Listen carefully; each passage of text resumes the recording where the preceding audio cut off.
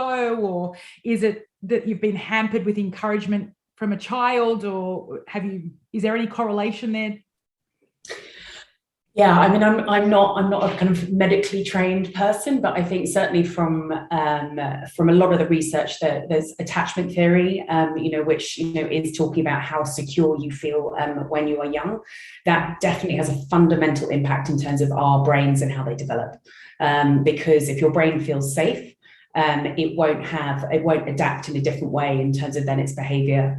If it feels scared, when you're young, then the way that your brain will be shaped will then shape your behavior when you're older. And so I think it's pretty well established that attachment theory is a fundamental part in terms of how we'll react in later life.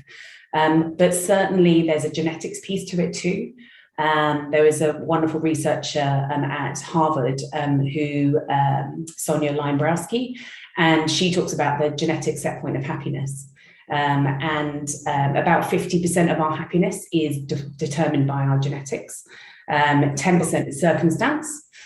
So if you are a child in a Brazilian slum versus a child in the Western world, that will make a small difference, but you would have thought it would make much more difference than that. Yeah, definitely. Circumstantial as opposed to anything else. Exactly. But only 10%. And I think that's quite indicative in terms of that whole, when someone wins the lottery, how do they feel? They get very excited for a period of time, and then they probably spend all the money and actually they actually go back to a set point.